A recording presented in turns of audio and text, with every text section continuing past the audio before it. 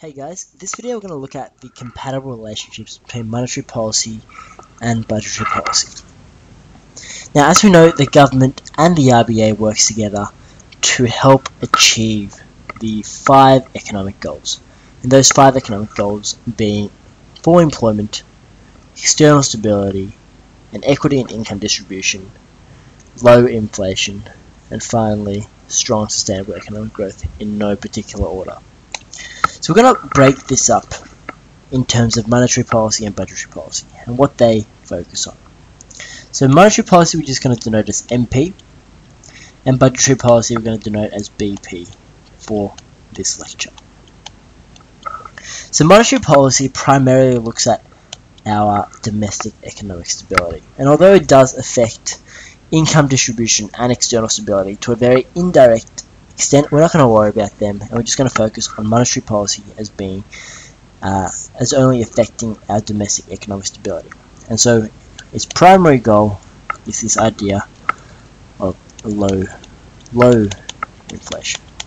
And as we know, low inflation is around 2 to 3% CPI per annum over the course of the business cycle. The second goal is full employment. So once low inflation is achieved, the government or the RBA would then turn its attention to full employment and strong and sustainable growth. So there are 3 major goals of monetary policy.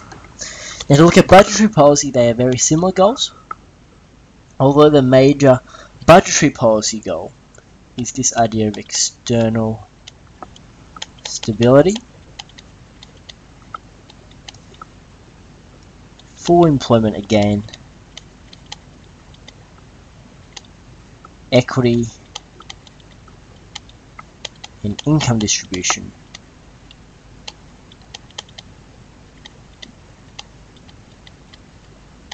and finally strong and particularly sustainable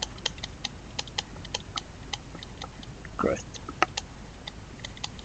So as we can see, budgetary policy and monetary policy overlap in some instances, whereas budgetary policy, being more targeted, can focus on this goal of equity and income distribution, a goal that monetary policy cannot really target directly. Okay, so now we can see that budgetary policy and monetary policy focus on similar yet different economic goals. And we're going to see how monetary policy and budgetary policy could, in theory, work together to achieve these goals. Okay, so as we know, we're going to assume that for the moment the economic is in a recession. Now, a recession is characterized by low confidence. It's also characterized by slow growth, very low inflation. Just to distinguish that from the goal of low inflation, inflation here is very low because of low aggregate demand.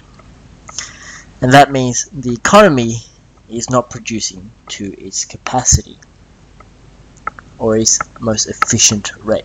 And so here at the moment there will be opportunity cost arising in the economy, or large levels of underutilized resources. So opportunity cost here is not minimized. Alright, so we're going to look at how budgetary policy and monetary policy could in fact work in theory together to monitor or change the level of aggregate demand in order to shift the economy out of recession. Okay, so as we know, monetary policy and budgetary policy here are both demand management policies, so they're specifically targeted at aggregate demand. And as we know, aggregate demand can be written as AD equals C plus I plus G plus X minus M.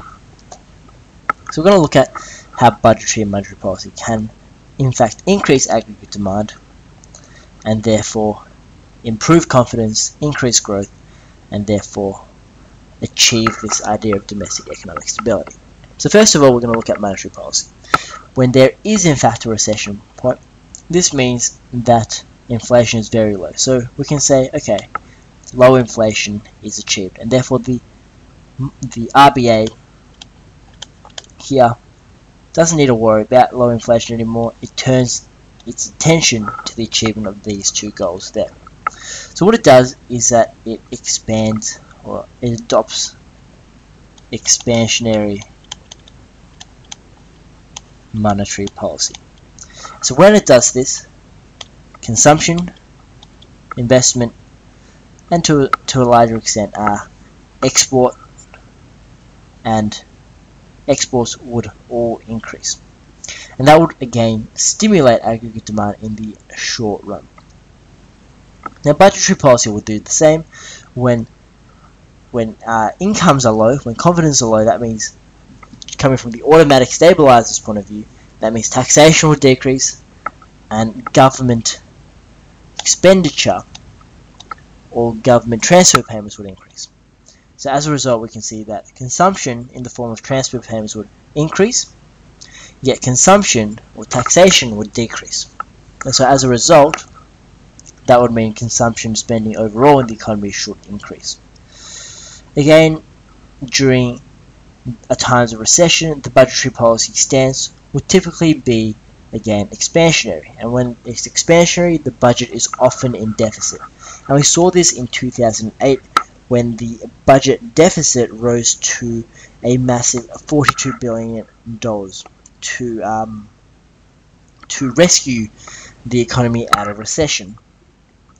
And this deficit actually had increased to $54.8 billion in the 2009-2010 year. And so as a result, government expenditure here would have increased dramatically. So as a result, aggregate demand, instead of increasing by this margin, would have increased by that margin. So that is as a graphic representation, we can see that aggregate demand has increased by a fair amount. And therefore, when aggregate demand increases, if we look to the circular flow model, that means production increases in the short term. And that means employment increases. So in order to consume more, to meet the demand, production increases. And because production needs employment, employment increases. And therefore, again, this goal would be achieved, that goal would be achieved. Because people are moving away from transfer to factor incomes, the government is helping to achieve the goal in equity in income distribution. And also because production rates have increased, strong economic growth have become more likely in this economic climate. And again, external stability has been improved due to this idea that monetary policy is expansionary, and therefore exports, or therefore because our exchange rate has depreciated, our exports have become more competitive, imports have become more expensive, and therefore imports go down, exports increase.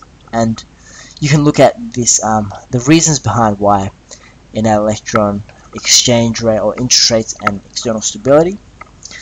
But we know that when the interest rate decreases, or the cash rate decreases, exports increase, imports decrease, and that helps to improve our CAD, both through the balance on goods and services, and again on primary incomes due to fewer interest repayments overseas. And so that could help external stability. So as a result, monetary policy and budgetary policy have worked very much compatibly or complementary towards achieving these economic goals. And so that is an example of a compatible relationship between monetary policy and budgetary policy.